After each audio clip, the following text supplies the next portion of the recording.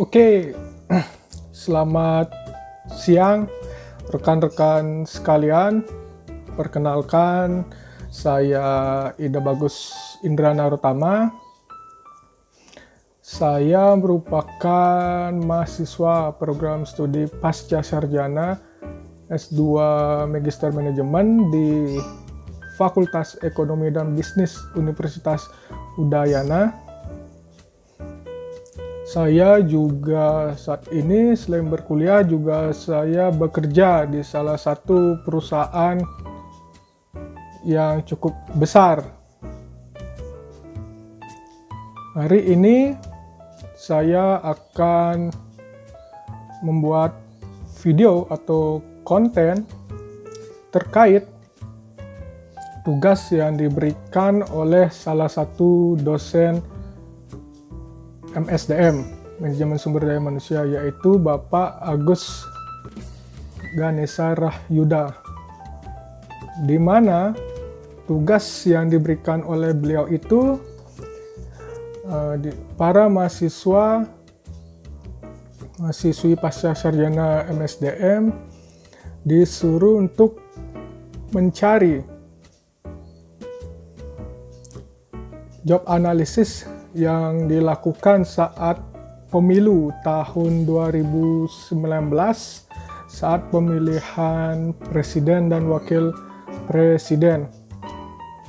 Carilah posisi apa saja sih yang ada di sana, mulai dari pendaftaran sampai sebatas pengundian nomor urut. Dalam tugas itu kita disuruh mencari 11 jabatan yang kira-kira ada di pelaksanaan pemilu tersebut. Pertanyaan yang diberikan saat itu ada 5, kalau saya tidak salah. Yang pertama terkait posisinya sendiri. Yang kedua itu terkait dengan analisis jabatannya, cara melakukannya. Yang ketiga, deskripsi jabatan atau job description-nya. Yang keempat itu job specification, itu spesifikasi jabatannya. Nah, yang terakhir soal nomor 5 itu terkait dengan job design-nya. Bagaimana jika kita menjadi ketua di jabatan tersebut, apa sih desain jabatan yang harus kita lakukan. Jadi ada 5. Oke, karena ini topiknya terkait dengan analisis jabatan pada saat pemilu. Sebelum saya membuat konten ini, sebelumnya saya juga sudah menyusun poin-poin apa saja yang perlu saya ungkapkan. Sekarang kita lanjut ke pemilu di tahun 2019. Pemilu di tahun 2019 merupakan salah satu pesta demokrasi yang ada di negara Indonesia. Saat itu kurang lebih umur saya 23 kalau nggak salah. Saat itu dilakukan proses pemilihan calon presiden dan calon wakil presiden. Pada saat itu terdapat 2 kandidat yang maju, yaitu Koalisi Indonesia Maju dengan calon presiden Bapak Joko Widodo sebagai calon presiden dan Bapak Ma'ruf Amin sebagai calon wakil presiden. Serta koalisi kedua, yaitu Koalisi Indonesia Adil dan Makmur dengan calon presiden Bapak Prabowo Subianto dan calon wakil presiden Bapak Sandiaga Uno. Saat itu koalisi dimenangkan oleh Koalisi Indonesia Maju dengan persentase suara 55,5%, sedangkan Koalisi Indonesia Adil dan Makmur dengan persentase 44,5%. Dalam pelaksanaan pemilu di tahun 2019 tersebut, terdapat lembaga penyelenggara pemilu yang ikut andil. Yang pertama KPU, Komisi Pemilihan Umum, yang bertugas melaksanakan pemilu. Dan yang kedua, Bawaslu, Badan Pengawas Pemilu, yang bertugas mengawasi penyelenggaraan pemilu di seluruh negara kesatuan Republik Indonesia. Baik itu di dalam, ada juga yang di luar negeri. Yang terakhir, DKKP, Dewan Kehormatan Penyelenggaraan Pemilu, yang bertugas untuk menangani pelanggaran kode etik penyelenggaraan pemilu. Apakah nanti dalam proses pemilunya ada pelanggaran atau tidak? Nah, lembaga inilah yang bertugas untuk menangani hal tersebut. Adapun tahapan pelaksanaan pemilu di tahun 2019 dapat saya bacakan. Pertama, pendaftaran calon presiden dan calon wakil presiden. Yang kedua, pemeriksaan kesehatan calon presiden dan calon wakil presiden. Yang ketiga, verifikasi kelengkapan persyaratan administrasi bakal pasangan calon. Keempat, verifikasi perbaikan kelengkapan persyaratan administrasi bakal pasangan calon. Kemudian pengumuman hasil verifikasi kelengkapan persyaratan administrasi. Kemudian penetapan nomor undi pasangan calon presiden dan calon wakil presiden. Setelah itu, pelaksanaan kampanye pasangan calon. Kemudian masa tenang sebelum pemungutan suara. Kemudian pemungutan suara pemilu. Namun, di dalam tugas ini, saya hanya membahas dari pendaftaran capres dan cawapres sampai kepada penetapan nomor undi pasangan calon presiden dan calon wakil presiden. Dalam tugas job analisis pemilu ini, karena data dukung yang saya peroleh di internet sangat minim sekali, jadi saya menggunakan imajinasi dan observasi saya untuk menentukan pekerjaan-pekerjaan yang mungkin ada dari awal pendaftaran calon presiden dan calon wakil presiden sampai kepada penetapan nomor undian pasangan calon presiden dan wakil presiden. Dalam tugas ini juga saya mengacu pada beberapa peraturan dari KPU. Saya sebutkan saja, yaitu Peraturan KPU Republik Indonesia Nomor 22 Tahun 2018 tentang pencalonan peserta pemilihan umum presiden dan wakil presiden, serta PKPU Nomor 8 Tahun 2019 tentang tata kerja KPU, KPU Provinsi, dan KPU Kabupaten atau Kota. Sebelum mengusung nama calon presiden dan calon wakil presiden ke KPU, tentunya partai politik ini memainkan peran penting di sini, khususnya ketua umum partai politik. Jadi posisi yang saya bahas pertama yaitu terkait dengan partai politik. Lebih spesifik, saya memilih ketua umum partai politik karena asumsinya tanpa adanya partai politik tentunya tidak ada kandidat yang bisa diajukan ke KPU, kecuali kandidat tersebut merupakan kandidat independen tanpa partai politik, dan itu pun harus memenuhi persyaratan yang sangat sulit. Untuk persyaratnya sendiri saya pun tidak atau belum gini, saya tidak baca biar saya tidak salah dalam menjelaskannya. Pertama, partai politik adalah sekelompok orang yang berada di dalam suatu sekelompok yang terorganisasi. Secara mengkhusus, saya mengacu pada ketua umum dari partai politik ini. Itu untuk pertanyaan nomor 1. Untuk pertanyaan nomor 2, terkait dengan job analysis. Tentunya job analysis ini dibentuk atau ada dalam suatu partai, baik itu di partai manapun, agar mempermudah pekerja dalam melaksanakan pekerjaannya.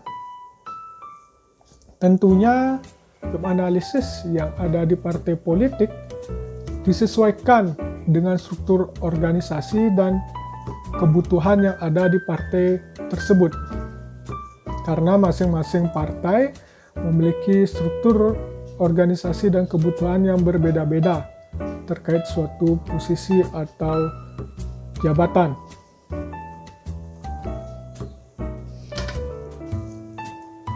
Untuk pertanyaan nomor 3, menurut saya secara umum atau menurut imajinasi saya, observasi saya, deskripsi jabatan dari ketua umum partai politik diantaranya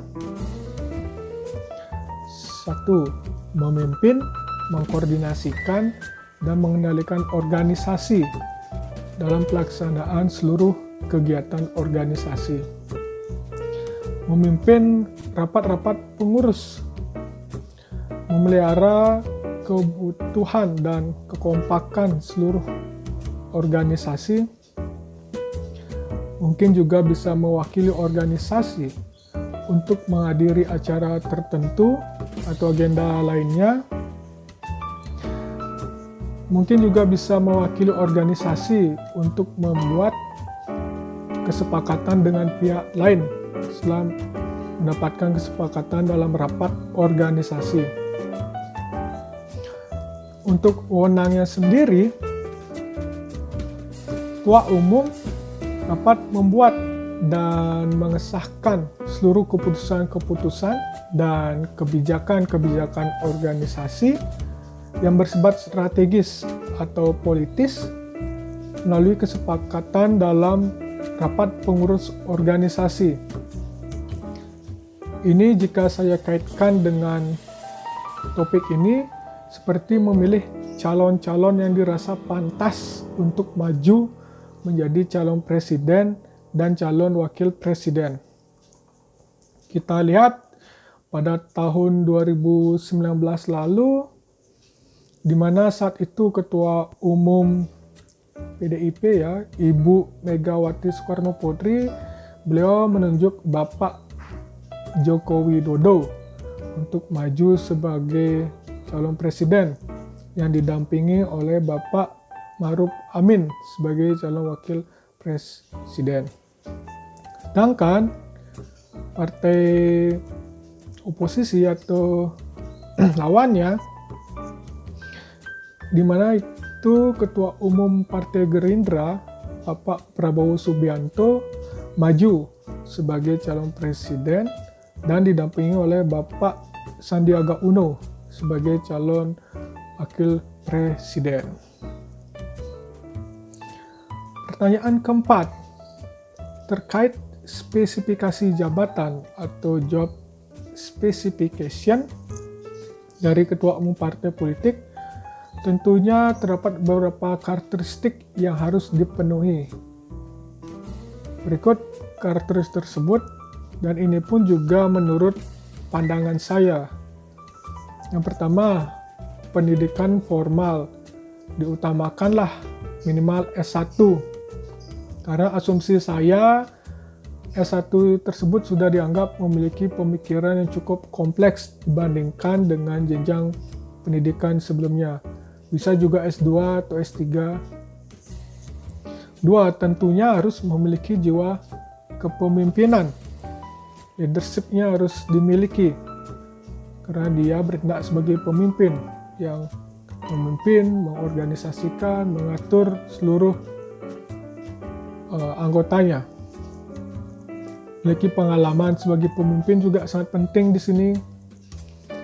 Kemudian mampu berkomunikasi persuasi, di mana mengajak anggotanya atau mampu mengajak untuk mencapai tujuan organisasi.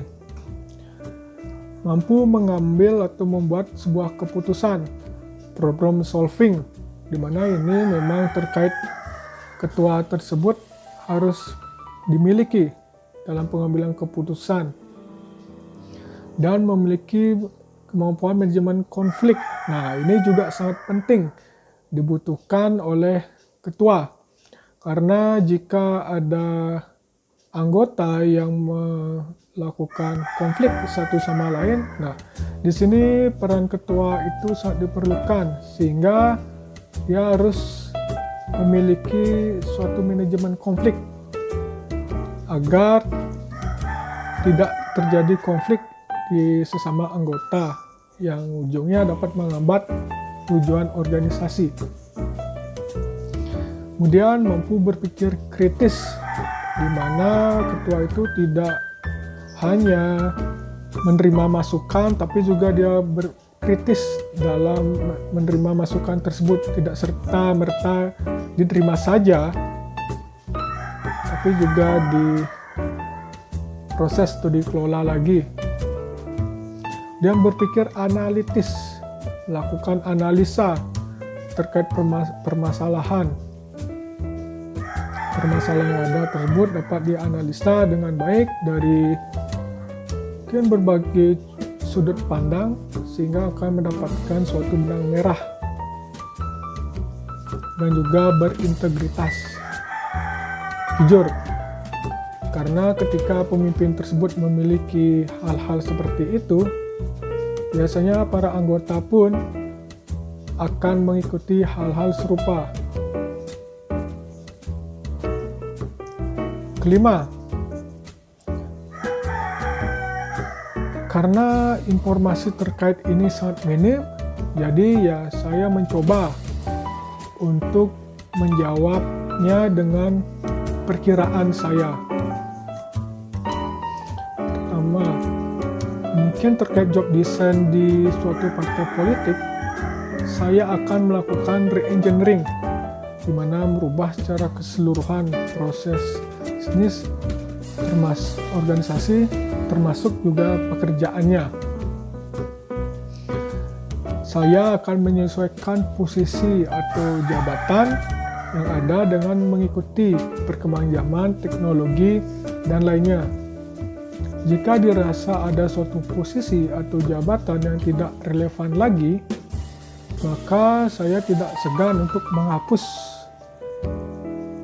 jabatan atau posisi tersebut dan saya ganti dengan yang baru. Oke, selanjutnya kita baru beranjak ke topik dari pembahasan kita, yaitu job analysis pada pemilu.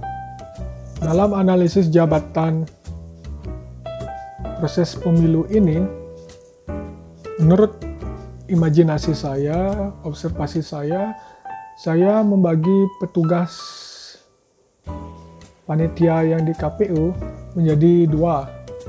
Ini menurut pandangan saya, imajinasi saya, yaitu petugas back office dan juga petugas operasional.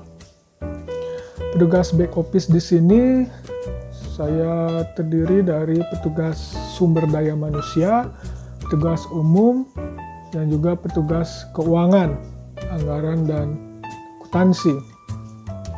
Sedangkan untuk petugas operasional sendiri, itu menurut saya terdiri dari petugas resepsionis, petugas helpdesk, petugas verifikator, petugas kesehatan, petugas keamanan, petugas teknis, petugas dokumentasi, dan petugas publikasi. Yang pertama saya jelaskan di sini adalah petugas back office, yaitu petugas SDM. Mendengar kata petugas SDM, sumber daya manusia, tentunya petugas ini sangat berkaitan dengan hal-hal yang berbau manusia, mulai dari perekrutan, pengelolaan, dan sampai kepanitiaan tersebut berakhir, dan sebagainya. Untuk menjawab pertanyaan nomor 2, posisi ini akan mewakili keseluruhan jawaban dari posisi yang akan saya jelaskan nanti, kecuali partai politik yang tadi saya sebutkan di awal. Pertanyaan nomor 2, bagaimana job analisisnya? Sebagai petugas sumber daya manusia, di awal berdirinya suatu kepanitiaan tersebut tentunya perlu dilakukan yang namanya job analysis atau analisis jabatan. Analisis pekerjaan ini akan memberikan informasi atau gambaran tentang pekerjaan apa yang akan dikerjakan dan persyaratan orang apa yang harus dipenuhi untuk menduduki suatu jabatan atau posisi tertentu.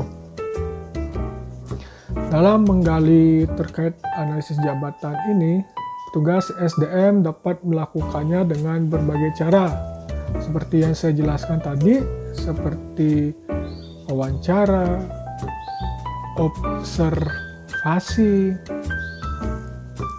kuesioner, dan kombinasi. Job analysis selain dengan menggunakan metode yang tadi, juga dapat dilihat dengan hanya melihat secara sepintas struktur organisasi kepanitiaan pemilu ini. Namun, karena minimnya informasi, struktur dari kepanitiaan ini saya tidak dapat di internet, sehingga saya menggunakan pandangan atau imajinasi saya dalam menebak apa saja posisi yang ada saat dari awal pendaftaran sampai kepada nomor undian. Menurut saya, secara umum deskripsi jabatan dari petugas sumber daya manusia ini, yang ini saya jawab untuk pertanyaan nomor 3 terkait deskripsi jabatan. Yang pertama, tentunya melakukan proses rekrutmen. Rekrutmen tersebut baik berupa rekrutmen kepada panitia, anggota KPU provinsi, maupun anggota KPU kabupaten atau kota. Kedua, melakukan rekrutmen pada anggota PPK, panitia pemilihan kecamatan, PPS, panitia pemungutan suara, dan KPPS, kelompok penyelenggara pemungutan suara. Terus melakukan analisis pekerjaan, ya tentunya salah satu deskripsi jabatannya yang harus dibuat melakukan analisis pekerjaan, melakukan pembinaan dan etika serta evaluasi terhadap kinerja sumber daya manusia. Kemudian memberikan pelatihan, pendidikan, serta pengembangan terhadap sumber daya manusia. Kemudian memberikan gaji kepada panitia yang sudah bertugas dalam proses pemilu ini. Tentunya yang tidak kalah penting menyusun dan melaporkan hasil pelaksanaan tugas kepada ketua panitia. Terkait pertanyaan nomor 4, spesifikasi jabatan dari petugas sumber daya manusia ini, menurut saya terdapat beberapa persyaratan yang harus dipenuhi. Yang pertama, pendidikan diutamakan minimal S1 manajemen atau psikologi, karena kedua pendidikan tersebut sama-sama mempelajari terkait dengan pengelolaan sumber daya manusia. Kedua, memiliki hubungan interpersonal yang baik. Hubungan interpersonal di sini kemampuan untuk menjalin hubungan dengan orang lain, seperti menerima masukan, menyampaikan pendapat secara jelas, dan menjalin hubungan yang baik dengan orang lain. Menjadi pendengar yang baik, ini tidak kalah penting. Sebagai petugas SDM, terutama pasti banyak mendengar keluhan-keluhan dari panitia yang sedang bertugas, sehingga karakteristik dari petugas SDM salah satunya harus menjadi pendengar yang baik. Kita dengarkan permasalahannya dia, mungkin juga kita akan mampu memberikan dia solusi bagaimana cara menyelesaikan permasalahannya gitu. Dia memiliki manajemen konflik dan manajemen waktu yang baik. Terkait manajemen konflik, jika terdapat panitia yang berkonflik, tentunya kita, sebagai petugas SDM, kita harus netral, tidak memihak salah satu. Ini manajemen yang baik, waktu yang baik juga. Dan mampu menjaga rahasia. Nah, ini juga sangat penting, karena petugas SDM ini mengelola terkait hal-hal yang berkaitan dengan manusia. Tentunya ada banyak rahasia yang harus dijaga dan tidak boleh disebarluaskan kepada publik. Kemudian mampu berkoordinasi dan bekerja sama secara efektif. Tentunya ini hal yang umum. Tentunya kita dalam sebuah organisasi atau tim, kita harus mampu bekerja sama untuk mencapai tujuan organisasi.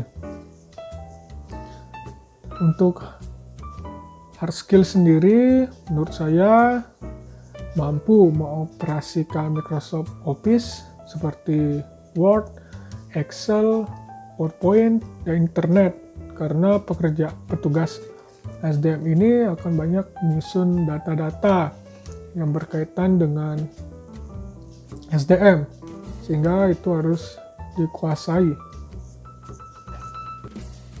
Untuk pertanyaan nomor 5 sendiri, karena saya sangat minim informasi terkait pertanyaan ini, jadi menurut saya jika saya menjadi ketua komite atau panitia, maka saya lebih untuk melakukan job enrichment, di mana tugas dibagi-bagi menjadi beberapa orang.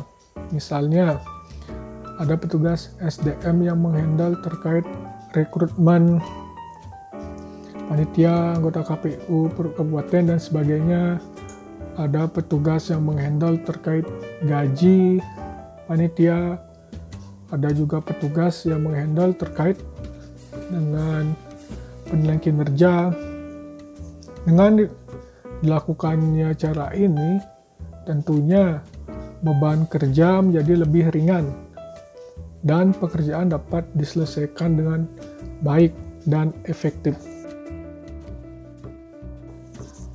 Oke, selanjutnya kita beranjak kepada petugas bagian umum. Petugas ini mengurus segala hal yang berkaitan dengan kepanitiaan, baik itu yang rutin, mendadak, dan melayani seluruh kebutuhan panitia agar tercipta kelancaran dan kenyamanan kerja.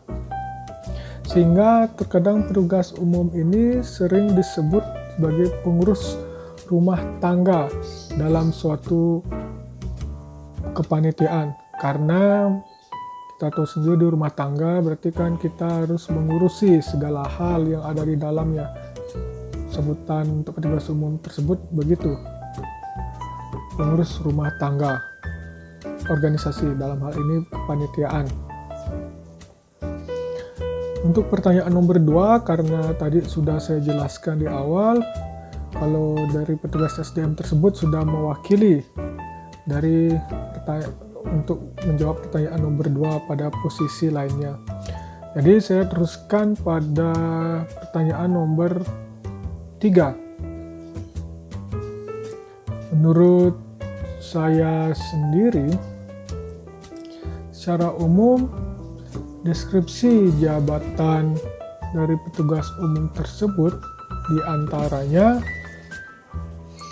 memberikan pelayanan kepada seluruh panitia pemilu, baik itu sarana, prasarana, dan fasilitas yang dibutuhkan. Misalnya ada panitia yang membutuhkan pulpen, maka petugas umum ini harus menyiapkan atau memberikan dia pulpen. Membutuhkan sarana lainnya seperti transportasi dan sebagainya. 2. Menyusun dan melakukan urusan kearsipan surat menyurat yang berkaitan dengan proses pemilu ini. Mungkin kadang petugas umum ini ada yang memberikan surat kepada organisasi lain, seperti memberikan surat kepada partai politik maupun gabungan partai politik, pada kementerian yang lainnya. Intinya mereka itu juga berkaitan dengan kegiatan surat menyurat. Tidak hanya mengirim surat, tapi ketika ada surat yang masuk ke KPU ini, ya petugas umum tersebut juga harus mencatat surat tersebut. Kemudian mengelola dan memelihara barang inventaris milik negara, prasarana maupun sarana. Nah, di sini terkait pengelolaan tersebut tentunya seperti mobil. Mobil tersebut tentunya harus dirawat dan dikelola dengan baik. Seperti lainnya juga ada loker atau apa yang ada di dalam kepanitiaan ini, itu tugas yang bertugas untuk melakukan pemeliharaan atau maintaining, yaitu petugas umum. Apakah barangnya masih rusak, apakah barangnya perlu diganti, dan sebagainya. Makanya tugas ini harus melakukan pengecekan secara berkala terhadap barang inventaris yang ada di organisasi atau kepanitiaan pemilu ini. Dia menjadi protokol ya. Kadang dari petugas umum ini menjadi protokol atau ajudan dari ketua panitia. Kemudian mampu membangun hubungan dan komunikasi yang harmonis antara internal dan eksternal stakeholder. Ya, tentunya dalam komunikasi ini petugas umum ini harus memiliki komunikasi yang baik pada pihak internal dan juga pihak eksternal.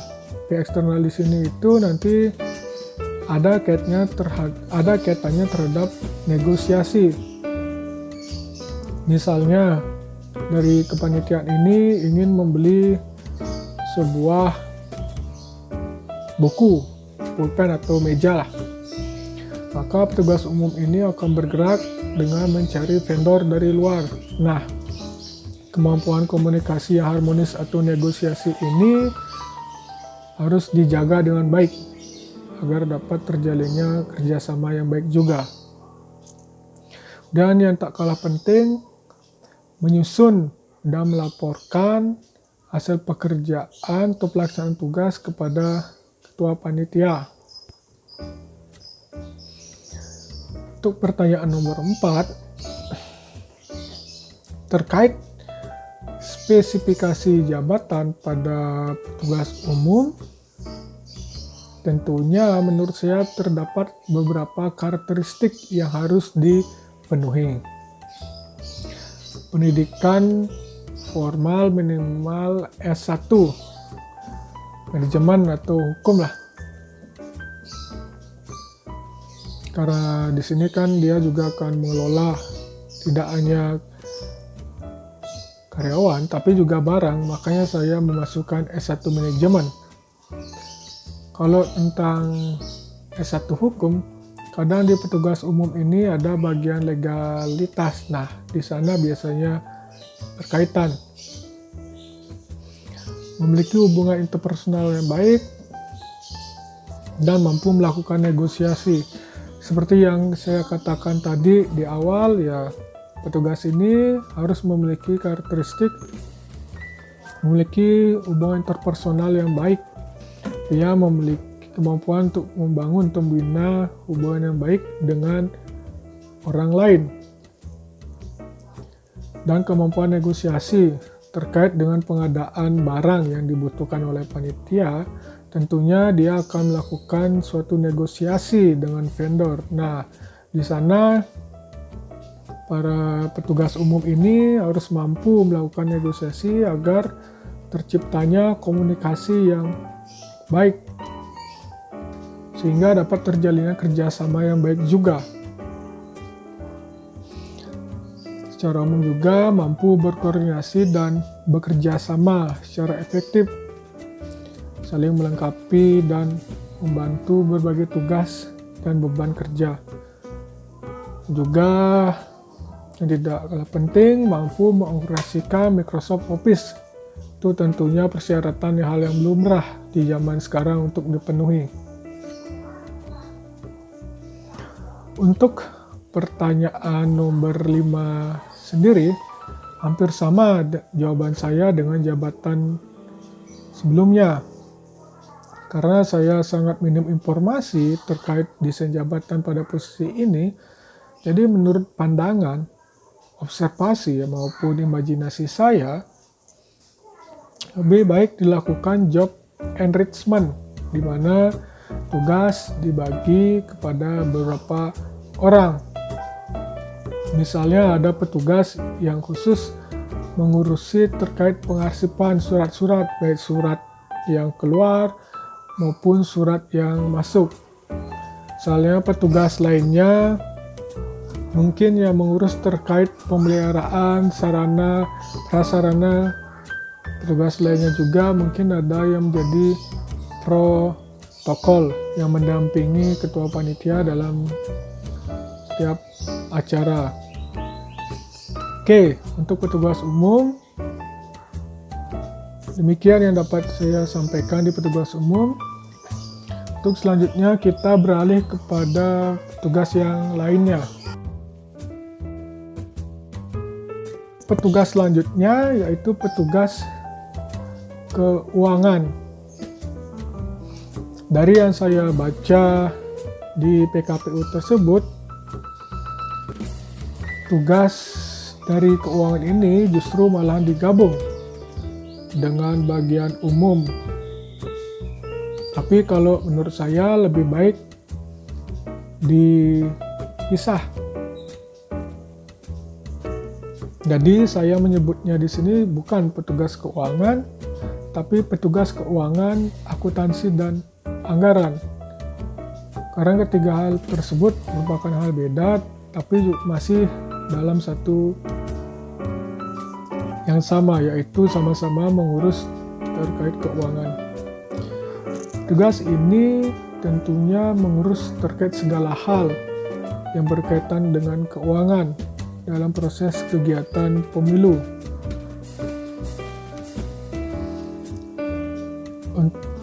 Selanjutnya untuk jawaban pertanyaan nomor 3, menurut saya secara umum sebelumnya untuk pertanyaan nomor 2 masih sama dengan jabatan sebelumnya. Pertanyaan tersebut sudah dijawab di awal proses pembuatan konten ini. Jadi saya beralih langsung lanjut ke nomor 3. Menurut saya job description dari petugas keuangan, akuntansi, dan anggaran ini diantaranya pertama, mengelola dan menyusun program serta anggaran. Apa saja yang dibutuhkan selama kepanitiaan, tentunya harus menyusun program anggaran. Kedua, menyediakan dana untuk biaya pemilu atau selama proses kegiatan pemilu, biaya untuk membeli alat dan bahan dan sebagainya. Tentunya terkait pembelian ini tentunya akan terjadi koordinasi antara bagian umum dan juga bagian keuangan. Bagian umum yang membeli barangnya, dan dia pun juga meminta uang tersebut dari bagian keuangan. Hal tersebut tentunya merupakan hal yang sering terjadi di organisasi, saling berkoordinasi dan bekerja sama untuk mencapai suatu tujuan. Kemudian mempelajari peraturan perundang-undangan, kebijakan yang ada, serta pedoman dan petunjuk teknis tentang pengelolaan keuangan pemilu. Jadi sebelumnya petugas ini harus memahami dulu pedoman dan petunjuk teknis terkait pengelolaan keuangan agar tidak terjadi kesalahan dalam mengelolanya, karena nantinya laporan keuangan tersebut kan akan dilaporkan pada pihak berkepentingan. Kemudian mengumpulkan dan menyusun data untuk keperluan perhitungan akuntansi. Ini seperti yang saya katakan tadi, misalnya di bagian umum membeli sebuah barang dan meminta uang pada bagian keuangan. Nah, setelah bagian umum tersebut membeli sebuah barang, tentunya barang tersebut kan akan memperoleh sebuah nota, dan nota itu tentunya harus diberikan kepada bagian keuangan, akuntansi, dan anggaran ini, karena hal tersebut akan dicatat untuk keperluan perhitungan akuntansi. Kemudian menyusun dan mempertanggungjawabkan laporan keuangan. Dan ada memberikan informasi terbaru terkait pengelolaan keuangan untuk pihak yang berkepentingan. Yang terakhir, yang tidak kalah penting, menyusun dan melaporkan hasil pelaksanaan tugas kepada ketua panitia. Untuk pertanyaan nomor 4 sendiri, terkait spesifikasi jabatan atau job specification dari keuangan, akuntansi, dan anggaran, tentunya menurut saya ada beberapa karakteristik atau persyaratan yang harus dipenuhi. Pertama, pendidikan formal minimal S1 akuntansi atau manajemen.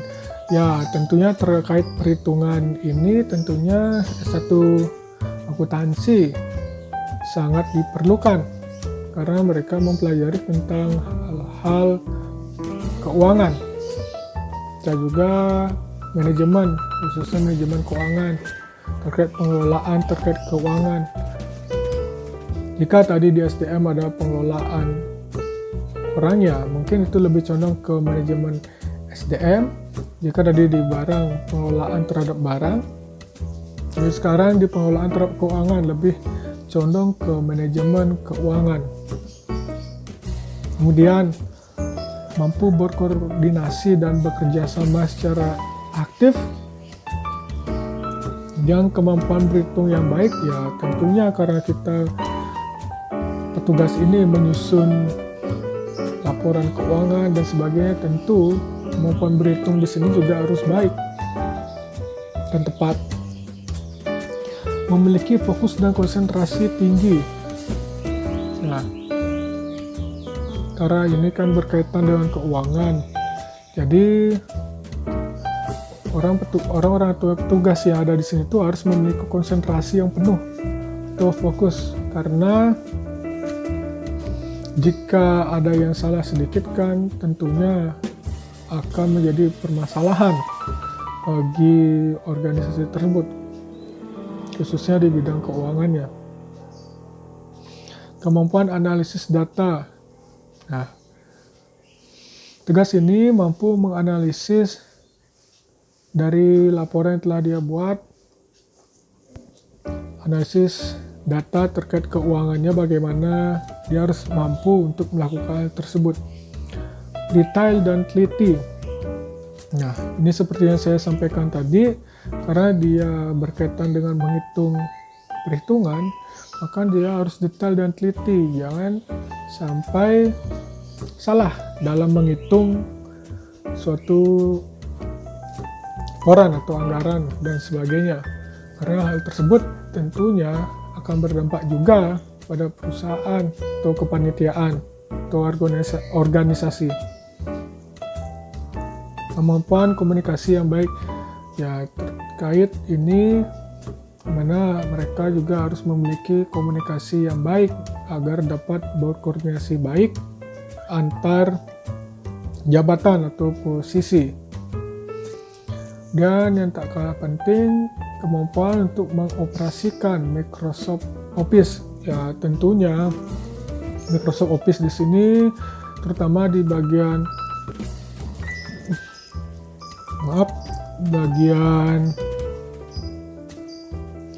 Microsoft Excel, tentunya di sana kan terdapat banyak rumus untuk mempermudah penghitungan seperti sum, menjumlahkan, max, min, average, dan sebagainya. Untuk jawaban nomor 5 hampir sama dengan jawaban dari posisi atau jabatan sebelumnya. Karena saya sangat minim informasi, jadi menurut saya lebih baik dilakukan job enrichment, di mana tugas dibagi-bagi kepada beberapa orang. Namun di PKPU yang ada di internet, jabatan dari posisi keuangan ini justru digabung dan tidak dijelaskan secara detail bagian apa saja yang ada. Tapi kalau saya membedakannya. Misalnya ada petugas yang mengendal terkait keuangan. Mungkin petugas lain yang mengendal terkait anggarannya atau rincian anggaran. Petugas lainnya mungkin juga mengendal terkait laporan keuangannya.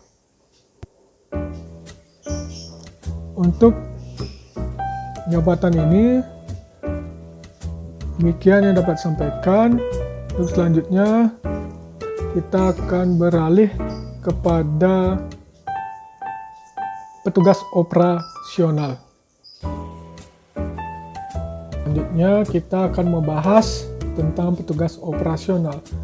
Kalau tadi kita telah membahas tentang petugas back office, selanjutnya kita membahas tentang petugas operasional yang turun langsung pada tahapan pemilu.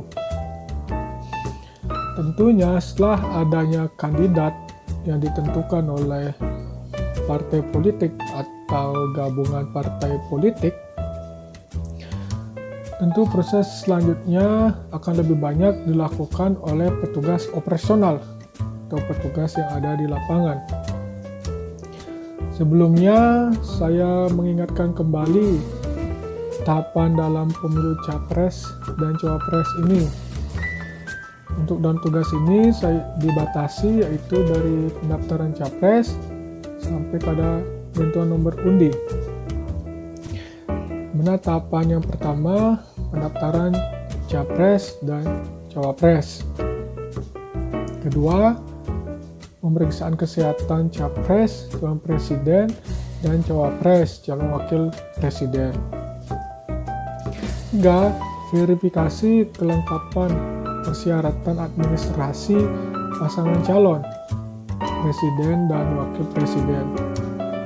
keempat, verifikasi perbaikan kelengkapan persyaratan administrasi pasangan calon presiden dan wakil presiden.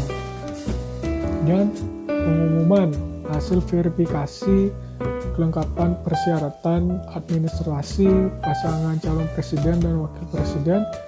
Yang terakhir, penetapan nomor undian pasangan calon presiden dan wakil presiden.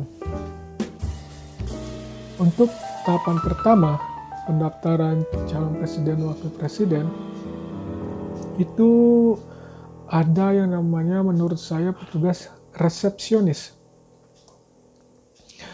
Pada saat pendaftaran calon presiden dan wakil presiden, tentunya ada petugas resepsionis yang akan mengarahkan partai politik, gabungan partai politik maupun pasangan calon ke tempat helpdesk. Petugas resepsionis ini nanti sangat berkaitan dengan petugas helpdesk yang akan saya jelaskan setelah ini. Untuk pertanyaan nomor 2, sama seperti jabatan sebelumnya, di mana sudah saya jelaskan di awal konten ini, saya berlanjut ke pertanyaan nomor 3. Menurut saya, secara umum, deskripsi jabatan dari petugas resepsionis ini diantaranya, pertama, menyambut partai politik, gabungan atau gabungan partai politik dan pasangan calon yang akan datang ke tempat helpdesk. Menyambutnya tentu dengan 3S, senyum, sapa, salam. Dia menanyakan dan mencatat keperluannya apa. Kemudian mencatat identitas dan meminta kartu tanda pengenal seperti KTP atau lainnya. Dan memberikan kartu tamu visitor pada partai politik, pasangan calon atau gabungan partai politik. Dan menerima kartu tamu dari partai politik, gabungan partai politik, atau pasangan calon yang telah menyelesaikan urusannya. Serta juga mengembalikan kartu tanda pengenalnya. Kemudian yang tak kalah penting, memberikan layanan dengan menerapkan prinsip non-diskriminatif. Artinya petugas ini harus netral. Jangan baru tidak suka partai A, dia memberikan pelayanan yang kurang baik. Tidak boleh begitu, karena harus netral, non-diskriminatif. Terkait spesifikasi jabatannya, tugas resepsionis ini menurut saya mempunyai beberapa karakteristik atau persyaratan yang harus dipenuhi. Yang menurut saya penting, ini bukan maksud saya untuk mendiskriminasi yang lain. Yang jelas harus memiliki rupa yang baiklah atau cantik. Bisa dari jenis kelamin laki-laki maupun perempuan. Minimal lah SMA atau SMK. Yang kedua, memiliki kemampuan komunikasi yang baik. Karena dia merupakan frontliner yang pertama, sehingga mau tidak mau, petugas resepsionis ini harus memiliki komunikasi yang baik. Komunikasi yang baik ini, kalau bisa, tidak ada logat dari bahasa daerah.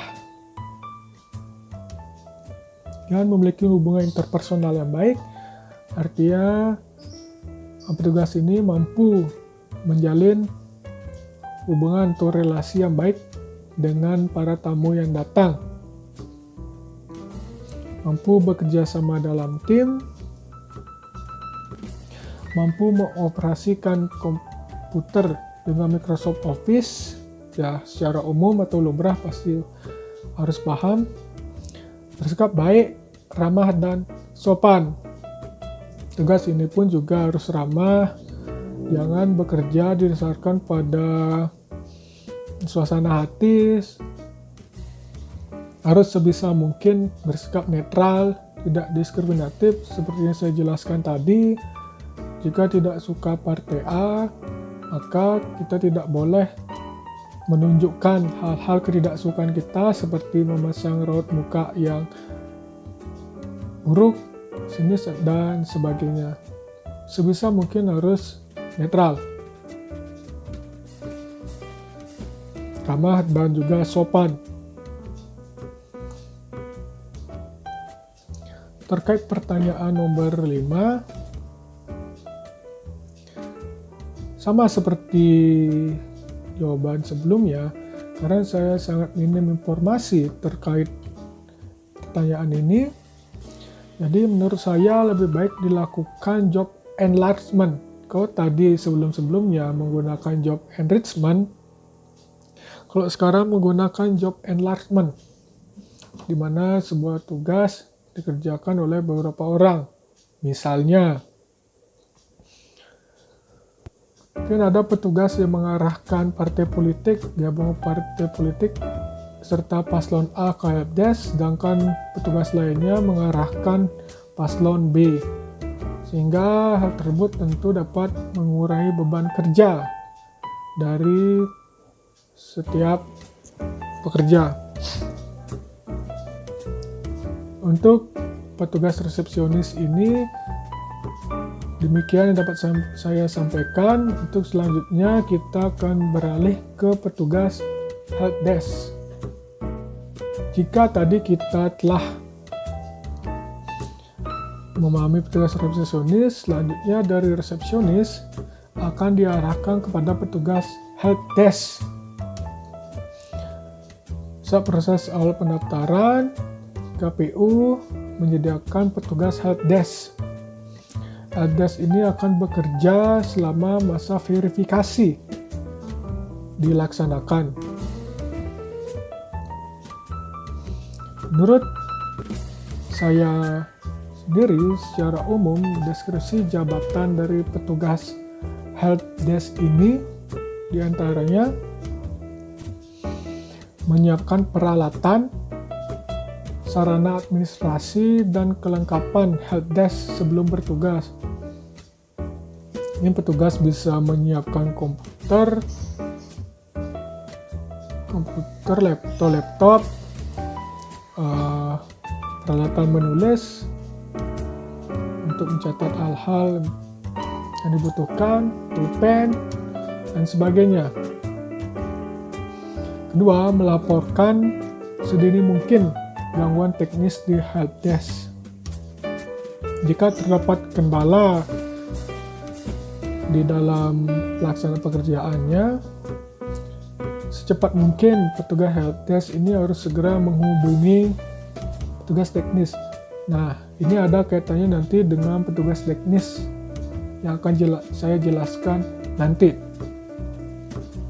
Kemudian, yang tidak kalah penting, memberikan pelayanan konsultatif dan dukungan berupa informasi atau bantuan kepada partai politik, gabungan partai politik, dan pasangan calon, baik itu di dalam masa pendaftaran, verifikasi administrasi, maupun dalam proses verifikasi faktual sesuai dengan tahapan pemilu.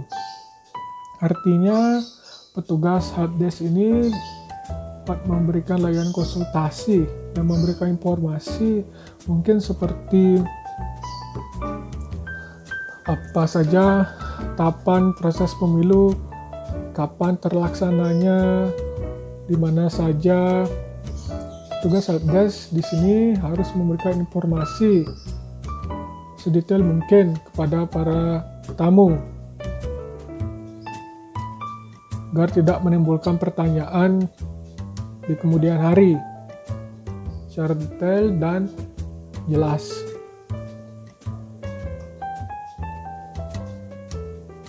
Terkait spesifikasi jabatannya sendiri, menurut saya persyaratan dan karakteristik yang harus dipenuhi untuk petugas helpdesk ini ya bisa jenis kelamin laki-laki maupun perempuan, minimal SMA atau D3 ilmu komunikasi menurut saya. Memiliki kemampuan komunikasi yang baik, seperti kemampuan dalam menjelaskan informasi kepada para tamu agar mereka yang tadinya bingung menjadi lebih mengerti. Tidak lupa juga dengan menggunakan 3S, salam, sapa, senyum, tersebut merupakan hal yang lumrah. Kemudian memiliki hubungan interpersonal yang baik, sama seperti sebelumnya, mampu membangun relasi agar dapat berkoordinasi dan bekerja sama dengan baik antar petugas.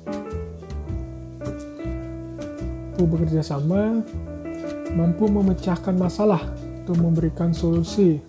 Ini ada kaitannya seperti yang saya katakan tadi. Jika ada tamu yang mengalami masalah atau hambatan, petugas helpdesk ini tentunya harus segera mampu memberikan tamu tersebut solusi atau alternatif agar masalah tersebut dapat terselesaikan dengan baik. Yang tak kalah penting, mampu mengoperasikan komputer atau laptop dan program Microsoft Office. Hal tersebut merupakan hal yang lumrah, karena helpdesk ini kan nanti akan terhubung juga dengan sistem KPU. Jadi setidaknya petugas yang berada di sini harus paham tentang penggunaan laptop, internet, dan program lainnya, agar nanti saat prakteknya tidak bingung dalam menggunakannya.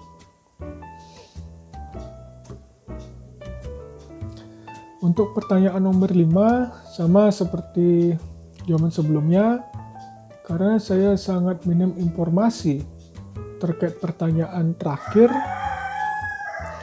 jadi menurut saya lebih baik dilakukan job enlargement, di mana sebuah tugas itu dikerjakan oleh beberapa orang. Misalnya petugas A, yaitu memberikan bantuan pada partai politik, gabungan partai politik, maupun pasangan calon dari partai A misalnya. Sedangkan petugas yang lainnya mungkin dapat memberi bantuan pada partai politik, gabungan partai politik, maupun pasangan calon dari partai lainnya.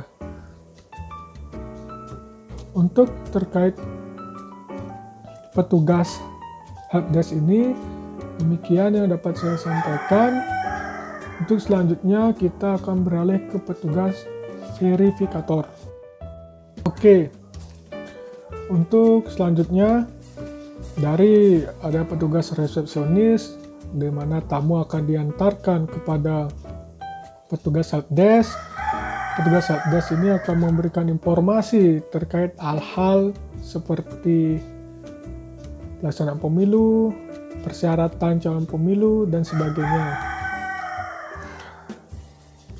Ketika para tamu telah mengetahui persyaratan apa yang dibutuhkan oleh calon pasangan presiden dan wakil presiden, tentunya para tamu tersebut akan mengumpulkan berkas-berkas tersebut, dan jika sudah terkumpul, maka berkas tersebut akan dibawa ke petugas yang namanya petugas verifikator. Data-data yang telah dikumpulkan oleh pasangan calon tentunya akan diverifikasi oleh petugas verifikator agar nantinya data yang diperoleh merupakan data yang benar dan valid serta tidak bohong.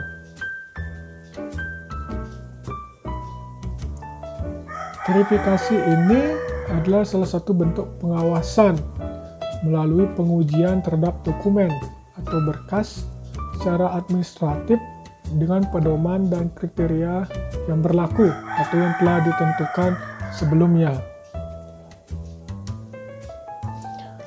Menurut saya, secara umum untuk pertanyaan nomor 2, maaf sebelumnya, jawabannya masih sama seperti sebelumnya, di mana jawaban nomor 2 ini sudah saya jelaskan di tahap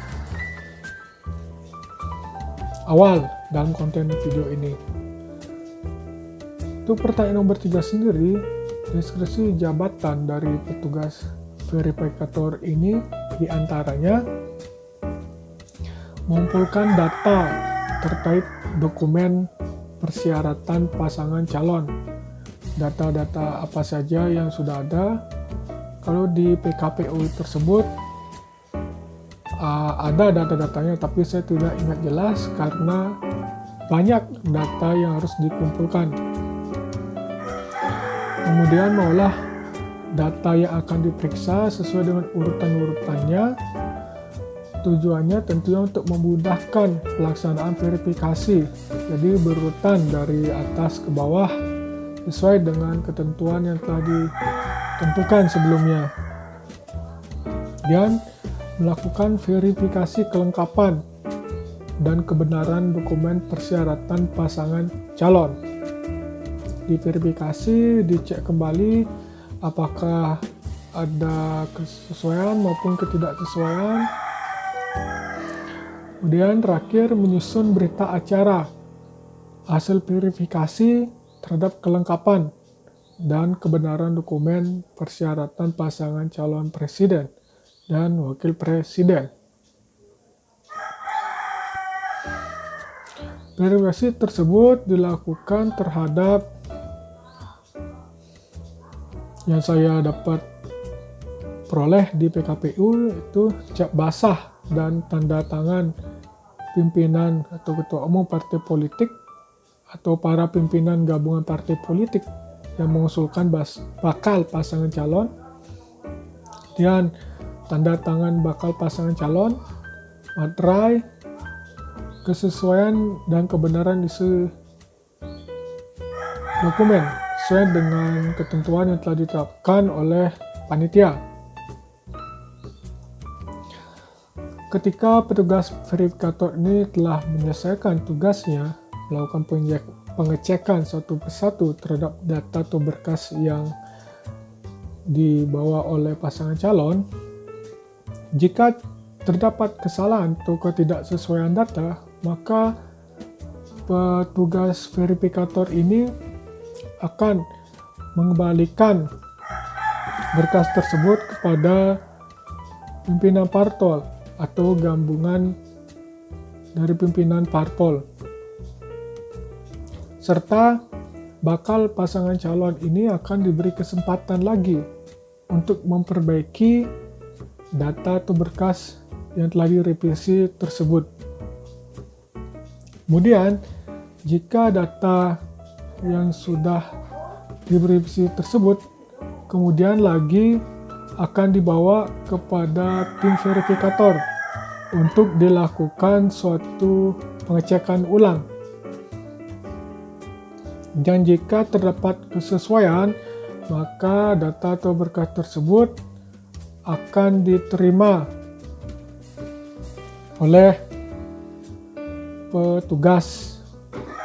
Sedangkan jika terjadi ketidaksesuaian data, maka petugas akan meminta kepada partai politik atau gabungan partai politik untuk mengusulkan bakal pasangan calon sebagai pengganti. Jadi pasangan calon yang mengumpulkan berkas kemudian ditemukan revisi, maka diberi kesempatan lagi untuk melakukan revisi. Dan revisi kedua diberikan, dan jika di revisi kedua ini ditemukan lagi ketidaksesuaian, maka panitia akan meminta partai politik atau gabungan partai politik untuk mencari pengganti dari pasangan ini. Jadi setiap pasangan itu diberikan 2 kali kesempatan untuk melakukan verifikasi. Jika 2 ini sudah gagal, maka mau tidak mau partai politik atau gabungan dari partai politik harus mencari kandidat yang baru untuk mengganti pasangan calon yang sama. Hal ini saya dapat kutip dari PKPU yang ada di internet. Untuk tim verifikator, demikian yang dapat saya sampaikan. Selanjutnya kita akan beralih kepada sebelumnya maaf untuk pertanyaan nomor 5 sendiri. Sama seperti jawaban sebelumnya. Jadi menurut saya lebih baik dilakukan job enlargement, mana sebuah tugas itu dikerjakan oleh beberapa orang. Misalnya ada petugas yang memverifikasi data pasangan calon ATA, sedangkan petugas lain memverifikasi data pasangan calon B. Untuk petugas verifikator, demikian yang dapat saya sampaikan. Selanjutnya kita beralih kepada petugas tenaga kesehatan. Dalam hal ini dokter. Jadi tadi kalau di dalam tahapannya saya menyebutkan adanya tes kesehatan bagi pasangan calon. Nah, ini adalah tugas dari petugas tenaga kesehatan. Jadi dari saya baca dari PKPU itu, salah satu persyaratan dari calon atau pasangan calon presiden dan wakil presiden tersebut adalah harus melaksanakan tes kesehatan. Dan tes kesehatan tersebut pun juga ditentukan harus di mana dilakukannya oleh panitia KPU. Panitia KPU awalnya akan memberikan surat pengantar pemeriksaan kesehatan kepada pasangan calon. Selain itu, panitia KPU juga menetapkan rumah sakit pemerintah daerah maupun rumah sakit pemerintah pusat berdasarkan rekomendasi pengurus IDI atau Ikatan Dokter Indonesia. Setahu saya untuk rumah sakitnya itu kalau tidak salah rumah sakit yang terakreditasi A. Mungkin terakreditasi A itu mungkin menurut saya itu kaitannya terkait dengan pengelolaannya sudah baik, fasilitasnya juga sudah bagus, makanya dia terakreditasi A. Dan KPU inginnya untuk melakukan pengecekan kesehatan di rumah sakit yang terakreditasi A. Jadi mau tidak mau pasangan calon harus melakukan pengecekan tes kesehatan di sana. Untuk pertanyaan nomor 2, sama seperti sebelumnya, tidak saya ulang lagi. Selanjutnya kita beranjak ke pertanyaan nomor 3. Menurut saya, secara umum, deskripsi jabatan dari tugas kesehatan ini diantaranya melakukan pemeriksaan kesehatan secara menyeluruh, fisik dan psikis. Misalnya, pengecekan tekanan darah, pengecekan denyut jantung, asam urat, gula darah, sumber pernapasan, suhu tubuh, psikologis, dan sebagainya. Jika sudah dilakukan pemeriksaan kesehatan oleh petugas kesehatan kepada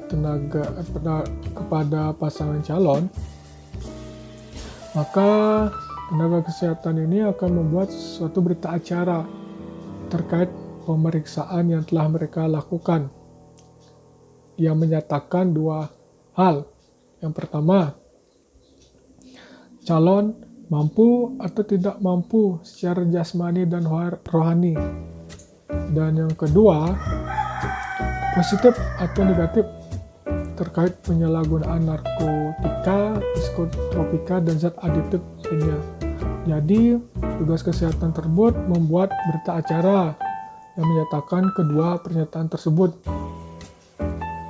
Yang nantinya akan dikirim kepada panitia pemilu. Terkait spesifikasi jabatan atau job specification dari petugas kesehatan ini, karena tadi saya menyebutkan fokus kepada dokter, menurut saya ada beberapa persyaratan yang harus dipenuhi untuk petugas kesehatan ini. Pertama, petugas kesehatan tersebut bisa laki-laki ataupun perempuan dengan pendidikan minimal S1 profesi dokter, S2 pun bisa, spesialis juga, pun S3, dan memiliki sertifikasi profesi yang masih aktif untuk mengetahui apakah dia masih aktif atau tidak terkait gelar dokternya tersebut. Yang jelas harus masih aktif. Seperti biasa, mampu bekerja sama dalam tim, memiliki kemampuan komunikasi yang baik, mampu mengoperasikan komputer dengan Microsoft Office, ya tentunya ini untuk membuat laporan berita acara yang diminta tadi oleh KPU. Tentunya hal ini hal yang lumrah untuk bisa dilakukan. Sehat jasmani dan rohani, ya tentunya tugas kesehatan ini harus sehat secara jasmani dan rohani.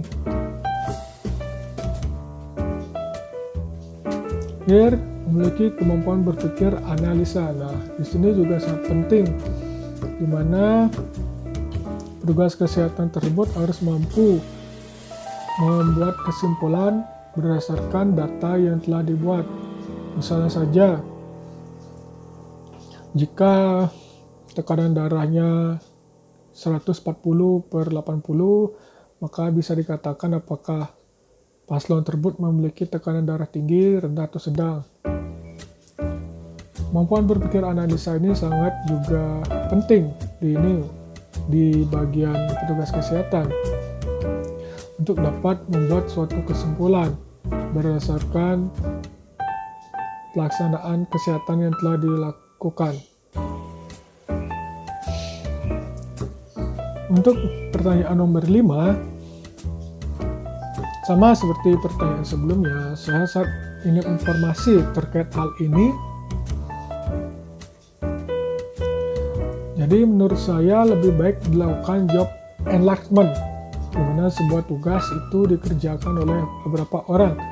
Misalnya ada petugas kesehatan yang khusus untuk menghandle masalah jantung, tekanan darah, sedangkan petugas lainnya berfokus pada mengurus terkait mengukur sistem pernapasannya dan sebagainya, sehingga pekerjaan tersebut dapat dibagi-bagi dan tidak menjadi beban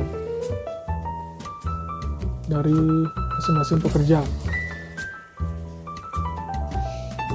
Tentunya nanti setelah dilakukan pemeriksaan, data tersebut akan diperiksa kembali oleh KPU untuk dipastikan apakah paslon tersebut memenuhi standar yang telah ditentukan untuk menjadi calon presiden dan calon wakil presiden. Untuk bagian petugas tenaga kesehatan ini demikian dapat sampaikan. Untuk selanjutnya akan saya alihkan atau beralih ke petugas keamanan. Oke, untuk selanjutnya jabatan atau posisi yang akan saya jelaskan itu yaitu petugas keamanan. Baik itu dari awal proses pendaftaran sampai pada nanti penentuan nomor undi Tentunya petugas keamanan ini tidak luput dari pandangan kita, karena petugas keamanan ini akan menjaga kondisi sekitar agar terciptanya keamanan dan ketertiban. Petugas keamanan dalam hal ini merupakan gabungan antara kepolisian dan juga Tentara Nasional Indonesia, bisa disebut TNI. Mereka berdua saling berintegrasi untuk memberikan keamanan dalam terlancarnya proses pemilu ini.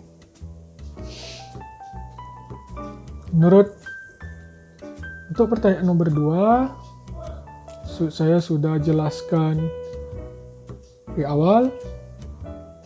Selanjutnya saya akan beralih ke pertanyaan nomor 3. Menurut saya, secara umum, deskripsi jabatan dari petugas keamanan ini diantaranya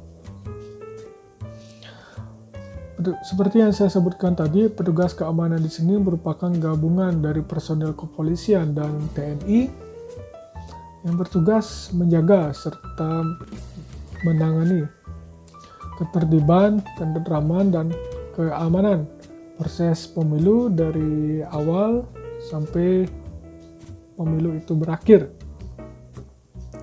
2. Gabungan dari personil Polri dan TNI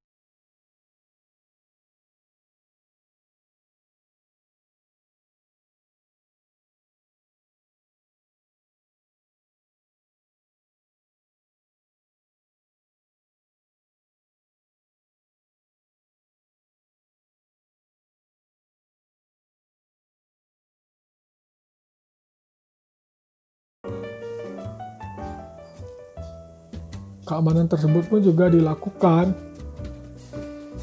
dari awal sampai berakhir, seperti yang saya katakan tadi. Untuk spesifikasi jabatannya sendiri dari petugas keamanan, tentunya terdapat beberapa persyaratan yang harus dipenuhi. Kalau menurut saya itu, pertama, diutamakan berjenis kelamin laki-laki, karena laki-laki memiliki fisik yang kuat dan besar, sehingga sangat baik digunakan untuk mengatasi hal-hal yang berkaitan dengan demonstran, aksi ricuh, vandalisme, dan sebagainya. Pendidikan minimal SMA. Dan setahu saya kalau di TNI atau Polri itu ada bagian tamtamanya atau hal lainnya ya, yang khusus untuk menangani hal-hal seperti ini. Menurut saya juga umurnya juga harus lebih muda, jangan terlalu tua, karena kalau terlalu tua itu semangatnya sudah menurun dibandingkan dengan yang lebih muda, semangatnya masih berkobar dan masih memiliki fisik yang lebih baik daripada yang sudah tua, dan tentunya memiliki fisik yang baik dan fit, karena mereka akan berhadapan langsung dengan kericuhan. Tentunya fisik yang mereka miliki harus baik dan fit, dan memiliki kemampuan komunikasi yang baik. Ini berkaitan dengan memberikan pelayanan juga, serta mampu bekerja sama untuk mencapai tujuan yang telah ditentukan. Kita maju sedikit dari informasi yang saya baca dari berita-berita media sosial terkait petugas keamanan gabungan TNI atau Polri ini merupakan petugas yang paling berisiko tinggi, dikarenakan mereka berhadapan langsung dengan massa dari masing-masing pasangan calon presiden dan wakil presiden. Adanya kondisi ricuh atau bentrokan, terkadang mereka mengalami luka kecil, bahkan sampai luka serius. Bahkan lagi dari berita yang saya baca, ada beberapa petugas keamanan yang sampai meninggal dunia. Meninggal dunia di sini dikarenakan karena beban kerja yang dilakukan terlalu tinggi dengan jumlah personil yang sangat terbatas. Hal tersebut tentunya menyebabkan petugas keamanan ini mau tidak mau harus bekerja dari pagi sampai malam dalam mengawal proses pemilu ini agar jadi lebih lancar dan menjaga keamanan pemilu ini. Tentunya jika dia bekerja seharian tanpa istirahat, hal tersebut tentunya memicu kelelahan pada tenaga keamanan ini. Tentunya juga akan berdampak pada kematian. Hal ini pun jika saya kaitkan dengan pertanyaan nomor 5, maka perlu dilakukan semacam job enlargement, di mana tugas dalam hal keamanan ini dilakukan oleh banyak orang, tidak hanya sebatas beberapa orang, untuk meminimalisir beban kerja yang terlalu tinggi. Karena menurut informasi yang saya baca, tugas keamanan ini dia melakukan pekerjaannya mengamankan, membuat suasana pemilu menjadi lebih aman, itu dengan jumlah personil yang terbatas. Tentunya hal ini menjadi pembelajaran pada pemerintah untuk melaksanaan pemilu di tahun-tahun berikutnya agar tidak terjadi lagi yang namanya kematian. Menurut saya juga terkait tenaga keamanan ini, seperti yang saya katakan tadi, lebih baik menggunakan orang-orang yang masih muda dibandingkan orang yang berusia sudah tua. Hal ini terkait dengan tubuh atau kondisi tubuhnya, di mana yang muda itu masih bagus, fit diantara dengan yang tua. Kalau menurut saya begitu, saran yang saya dapat sampaikan agar tidak terjadi lagi kematian. Dan itu pun yang saya baca, kematian di pemilu tahun 2019 tersebut merupakan kematian terbanyak dalam kasus dari pemilu sebelum-sebelumnya. Mungkin ini akan menjadi pembelajaran tentunya bagi pemerintah dan juga stakeholder lainnya. Terkait petugas keamanan ini, demikian yang dapat saya sampaikan. Untuk selanjutnya, saya akan beralih kepada petugas teknis. Dari awal proses pendaftaran sampai kepada tahap pengundian nomor undi, tentu hal ini tidak luput dari petugas teknis yang membantu dalam setiap acara agar pelaksanaan pemilu ini menjadi lebih lancar dan lebih baik lagi. Terkait pertanyaan nomor 2, itu sama dengan penjelasan sebelumnya. Untuk pertanyaan nomor 3, menurut saya terkait deskripsi jabatan dari petugas teknis ini, diantaranya yang pertama, mengendalikan dan mengawasi pelaksanaan kegiatan. Jadi petugas teknis ini yang bertugas untuk mengendalikan dan mengawasi pelaksanaan kegiatan agar kegiatan dapat berjalan lancar. Seperti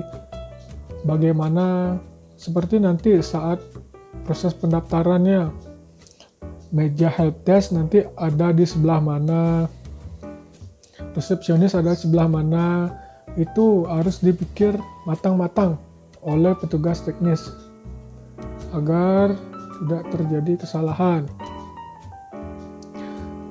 Seperti nanti pada saat pengundian nomor undi, tata panggungnya bagaimana? Apakah akan dibuat vertikal, horizontal? Posisi panggung akan seperti apa? Posisi penonton juga ada di mana? Dekorasi dan sebagainya, perlengkapan juga yang dibutuhkan. Semua hal-hal yang terkait teknis sangat penting dan dilakukan oleh petugas teknis. Seperti contoh yang saya katakan tadi, ketika helpdesk ada kendala, petugas teknis ini harus sigap dalam mengatasi kendala tersebut. Mungkin jika kendala itu laptop, mungkin petugas teknis ini perlu menggantikan laptop tersebut dengan yang lain agar prosesnya dapat berjalan lancar dan tidak terjadi kendala.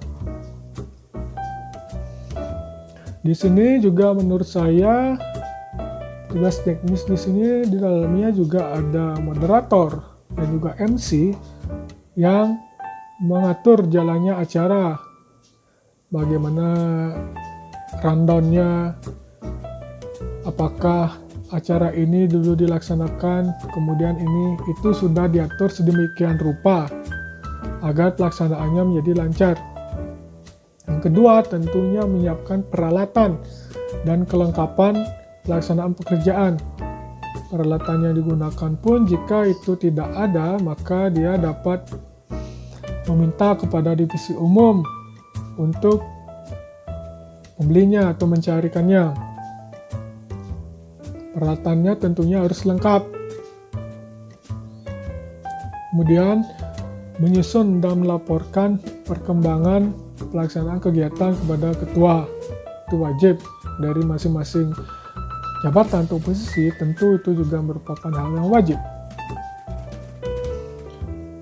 Mengumpulkan dan mengidentifikasi bahan pemberitaan dan penerbitan informasi pemilu.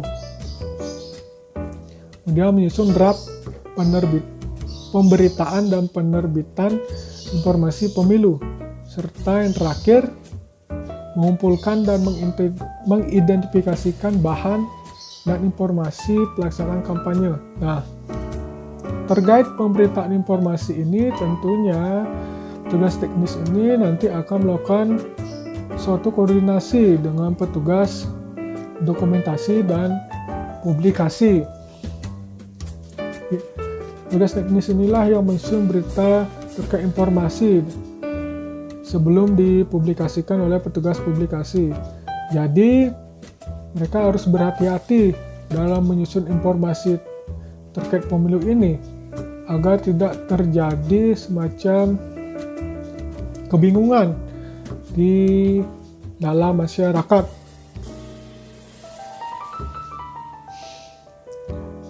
Akhir, menyusun draft tata cara pelaksanaan sosialisasi dan kampanye. Ya, ini masih sama, dia juga melakukan sosialisasi pada masyarakat terkait dengan pemilu agar masyarakat itu mau memilih, tidak golput, karena masyarakat itu memiliki hak suara untuk memilih siapa presiden dan wakil presiden yang akan memimpin di negeri kita tercinta ini, Indonesia.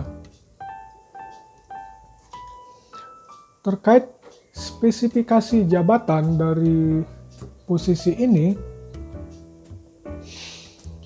menurut saya petugas teknis ini harus memiliki beberapa persyaratan yang harus dipenuhi, yaitu jenis kelamin, ya baik itu laki-laki maupun perempuan minimal SMA atau D3 yang masih energik, karena petugas teknis ini berkaitan dengan penyelenggaraan keseluruhan pemilu, sehingga menurut saya harus dicari yang lebih mudah, yang lebih energik,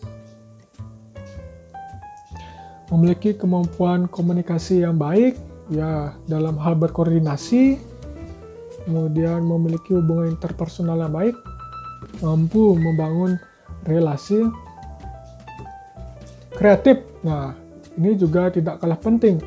Kreatif di sini seperti yang saya katakan tadi, di mana terkait pengundian nanti, bagaimana nanti prosedurnya, apakah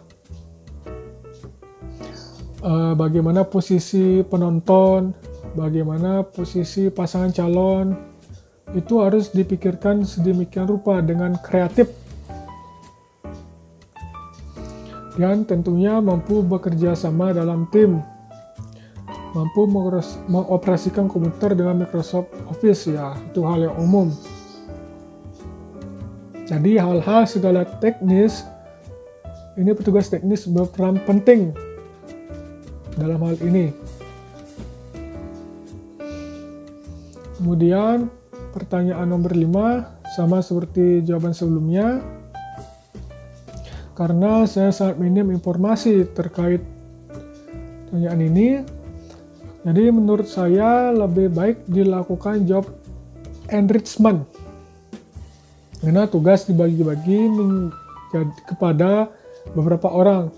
Misalnya ada petugas yang menghandle terkait jalannya acara, ada yang mengurus terkait persiapan untuk pelaksanaan kegiatan sebelumnya. Jadi masing-masing petugas itu sudah memiliki tugasnya masing-masing agar pelaksanaan proses pemilu ini dapat berjalan lancar. Untuk bagian ini demikian yang dapat disampaikan. Selanjutnya kita akan beralih kepada petugas dokumentasi. Petugas ini mengurus terkait atau segala hal yang berkaitan dengan proses kegiatan pemilu dari awal pendaftaran sampai kepada pengundian nomor undi pasangan calon, baik itu dalam bentuk visual ataupun audio. Artinya tugas ini yang mendokumentasikan segala pelaksanaan kegiatan pemilu.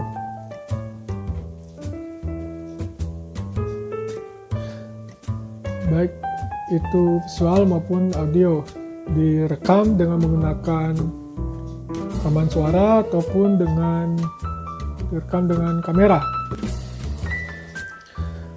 Untuk pertanyaan nomor 2 masih sama dengan jawaban sebelumnya, sudah saya jelaskan. Untuk pertanyaan nomor 3, menurut saya secara umum deskripsi jabatan dari petugas dokumentasi ini diantaranya yang pertama, menyediakan, memproses, dan memproduksi kegiatan atau pelaksanaan pemilu dalam bentuk foto ataupun video sesuai dengan prosedur dan ketentuan yang berlaku dalam rangka memenuhi kebutuhan informasi. Yang kedua, memastikan seluruh dokumentasi yang sudah diproses itu disimpan dengan baik dan mudah untuk diselusuri, karena sewaktu-waktu tentunya dokumentasi tersebut pasti akan diminta oleh stakeholder tertentu. Kemudian melayani kebutuhan informasi yang terkait dengan dokumentasi sesuai prosedur dalam rangka pemenuhan kebutuhan informasi terkait pelaksanaan pemilu ini. Dia menarik atau memusnahkan dokumentasi yang dianggap sudah kadaluarsa. Mungkin yang lama-lama yang tidak penting tersebut dapat dihapus dokumennya. Terakhir, menyusun dan melaporkan hasil pelaksanaan tugas kepada ketua panitia. Ya, jadi petugas dokumentasi ini sangat penting dalam memfoto maupun merekam video dari pelaksanaan proses pemilu dari awal pendaftaran sampai kepada pengundian nomor. Itu harus ada data buktinya seperti berupa foto maupun rekaman. Nah, nantinya dokumentasi ini tentunya akan dipublikasikan. Tentunya petugas dokumentasi ini berkaitan dengan petugas publikasi. Akan dipublikasikan kepada masyarakat agar masyarakat tahu tahapan apa yang sedang terjadi di pemilu sekarang. Apakah masih verifikasi, apakah pengundian, dan sebagainya. Jadi sangat penting di sini. Termasuk juga dokumentasi saat pengundian. Itu agar masyarakat nantinya paham pasangan calon yang mereka pilih itu nomor undi berapa. Apakah nomor undi 1, 2, 3, atau lainnya. Terkait spesifikasi jabatan dari petugas dokumentasi ini, menurut saya ada beberapa karakteristik maupun persyaratan yang harus dipenuhi. Ya, pendidikan formal minimal lah SMK multimedia atau yang relevan yang berkaitan dengan editing, memproses video ataupun foto agar hasilnya menjadi lebih baik. Dan yang kedua, kreatif. Ini yang penting, kreatif ini. Sebisa mungkin hasil yang didapatkan itu kreatif, berbeda dari lainnya agar menarik masyarakat untuk menonton atau melihatnya. Dan keterampilan komunikasi yang baik, hal ini berkaitan dengan koordinasi dengan tugas maupun posisi lainnya, maupun bekerja sama secara efektif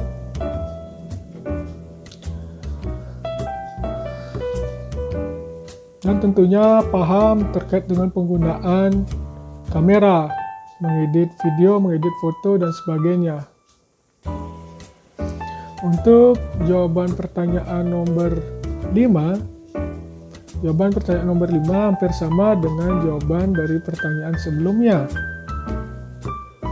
Karena saya sangat minim informasi, jadi menurut saya lebih baik dilakukan job enrichment,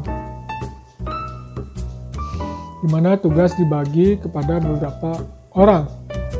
Misalnya ada petugas yang menghandle terkait foto, video, petugas lainnya yang memproses video tersebut. Untuk petugas dokumentasi ini, demikian yang dapat disampaikan. Kita beralih kepada petugas publikasi.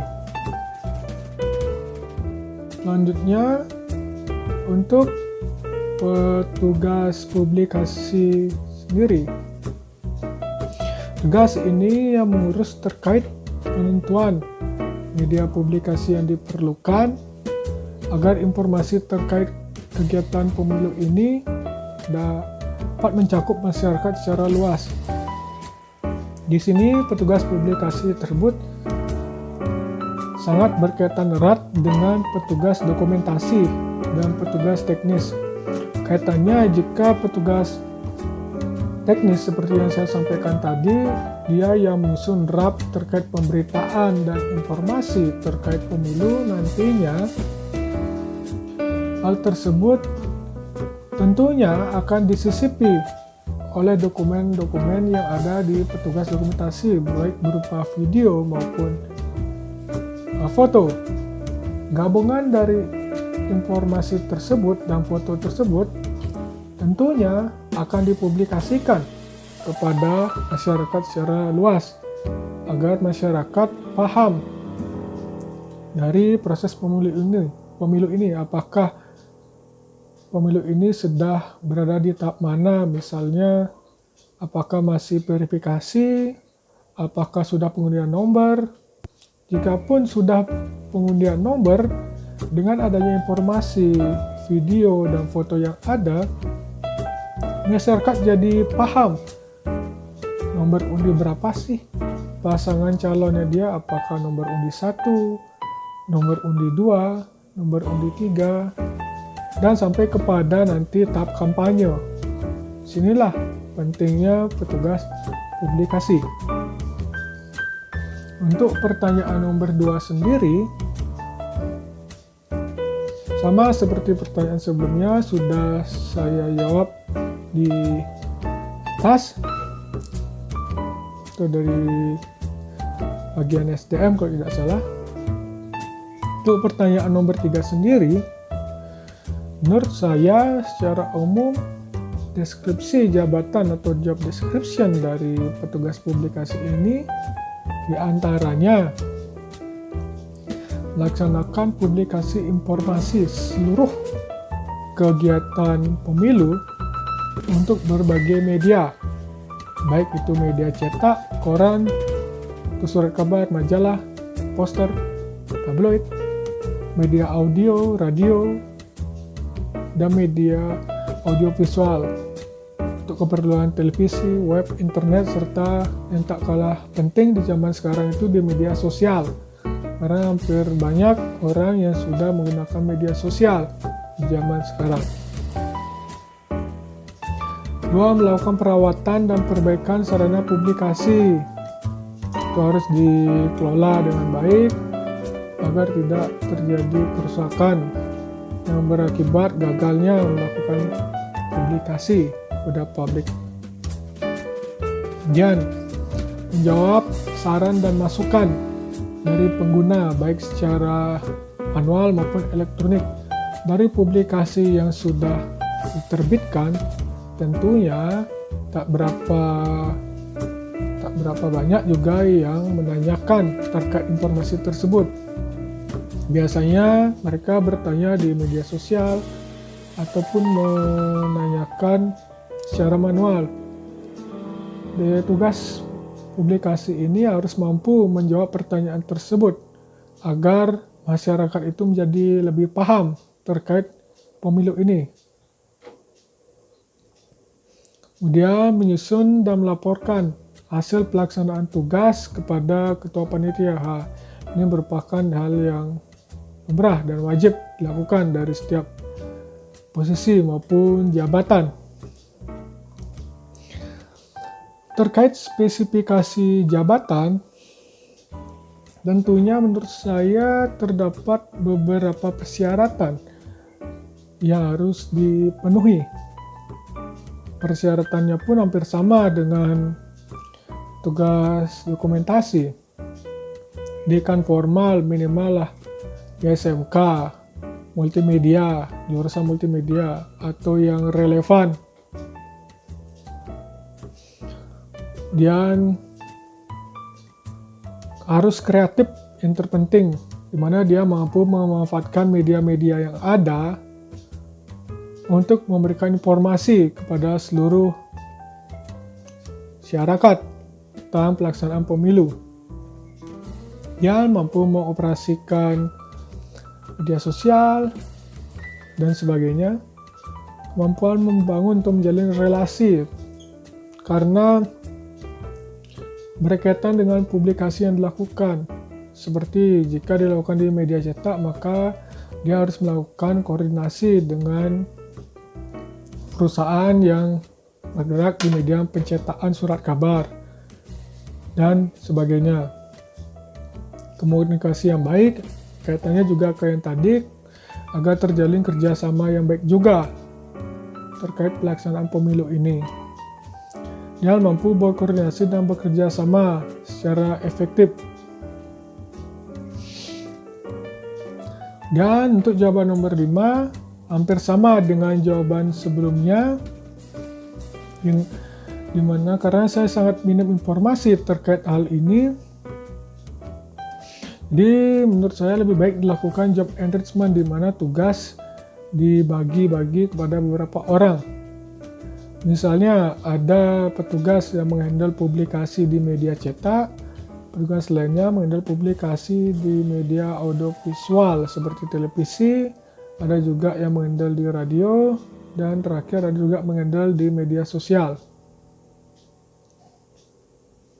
Oke, untuk jabatan dan posisi dalam pemilu tersebut, sekian yang dapat saya sampaikan beberapa posisi yang menurut saya berkaitan erat dalam pemilu ini, mulai dari pendaftaran sampai kepada undian nomor urut. Jadi antara satu jabatan atau posisi memiliki saling keterkaitan satu sama lain, tidak bisa dipisahkan.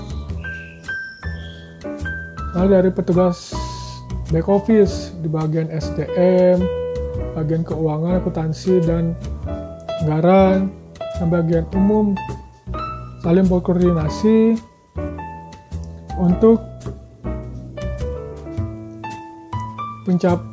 mencapai tujuan seperti yang telah ditentukan oleh ketua panitia. Sedangkan dari petugas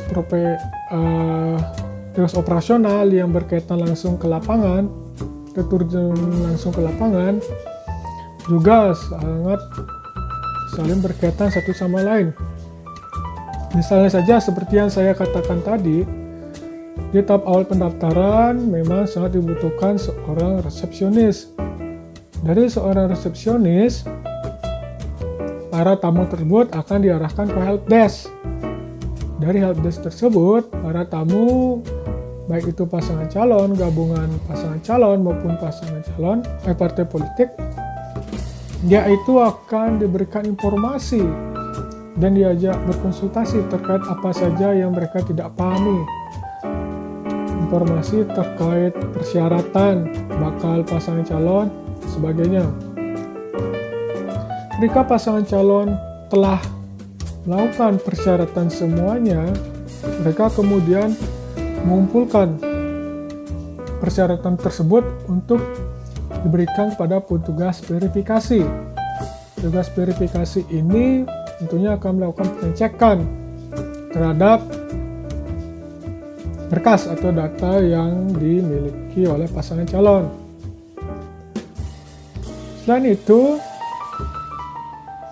petugas kesehatan juga tidak luput ikut turut serta dalam proses pemilu ini, karena salah satu persyaratan dari berkas atau kelengkapan administrasi tersebut itu adanya tes kesehatan yang dilakukan.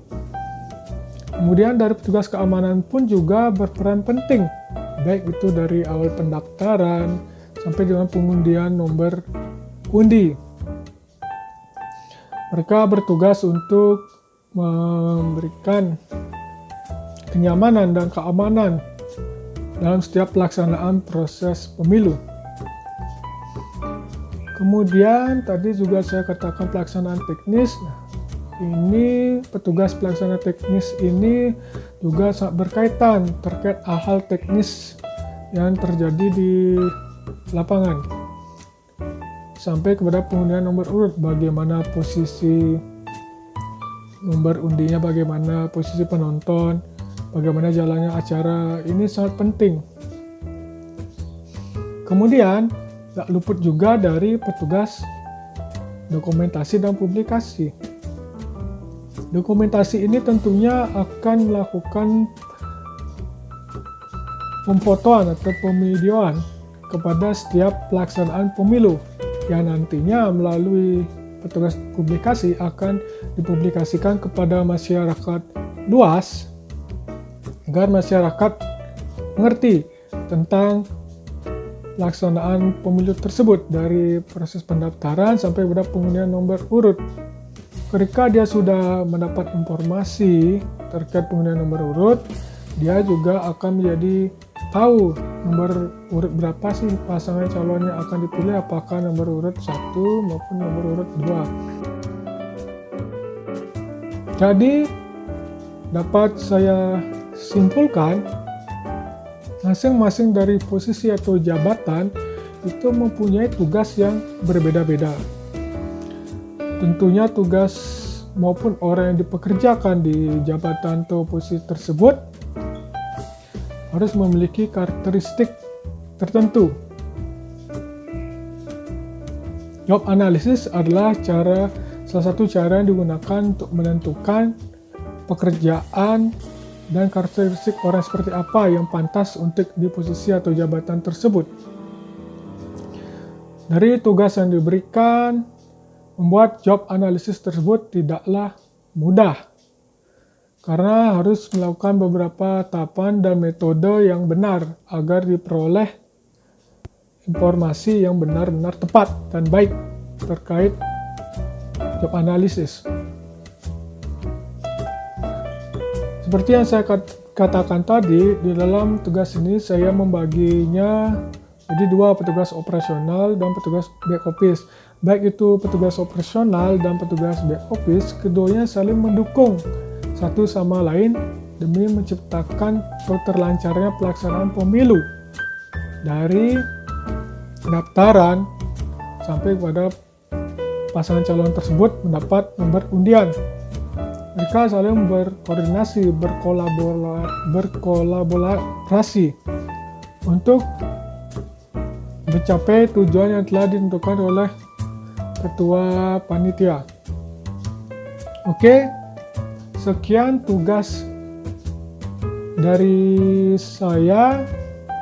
Mohon maaf juga jika terjadi kesalahan perkataan, konsep, pandangan, karena tugas ini saya buat berdasarkan pandangan, observasi maupun imajinasi saya.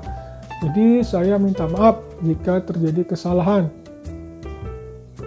Demikian yang saya dapat sampaikan. Semoga informasi dalam konten atau video ini bermanfaat bagi kita semua.